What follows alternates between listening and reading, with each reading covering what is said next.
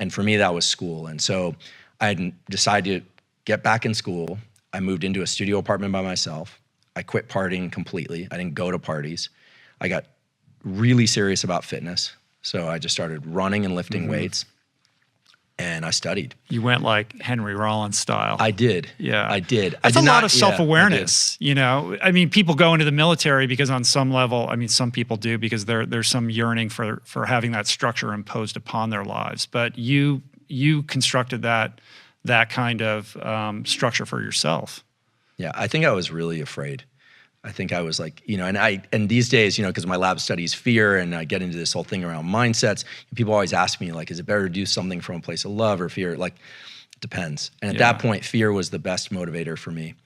And I just basically worked like crazy. And it's interesting because I didn't have a mentor or someone to bring me to that. But once I started doing that, you know, there was one professor in particular who took note. He was like, oh, you know, you seemed really interested in this stuff. And I was like, yeah, because he was teaching me about depression, schizophrenia, neurochemicals. I thought I was totally turned on by the world of neuroscience. It wasn't even called neuroscience back then, but this one guy, Harry Carlisle, he was teaching me about thermal regulation and how the brain works and how receptors in the skin relate to perceptions in the mind.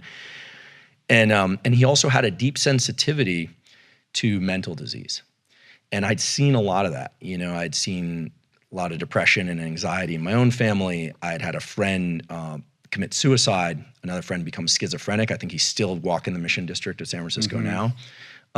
Seen some friends become addicts. And so here was someone explaining that there's actually an underlying basis for this.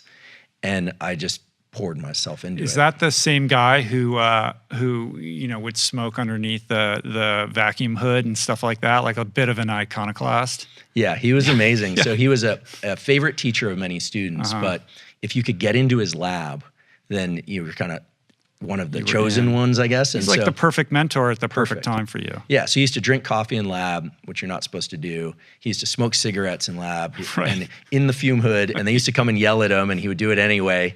And I thought, you know, this guy, he doesn't even know what it is, but you know, he's punk rocker, he doesn't even know. And so, you know, he gave me an opportunity to work in his lab, and then at some point he told me, if you go to graduate school, they'll actually pay you to do science. And what ended up happening at that point was I hit a brick wall because I had a lot of resentment toward my dad. I felt, you know, here's my dad, he was a scientist, he had, you know, left us, all this kind of thing. And I realized if I didn't do this, if I didn't take this opportunity, it was gonna be the most foolish thing ever. You know, what am I gonna do, spite my, you know, my parents, because, you know, I was 20 years old at that point. So I just made the decision, I'm gonna get a PhD, I'm gonna become a professor, I'm gonna get tenure, I'm gonna be like this guy. You know, this guy who looked like he had a pretty good life to me.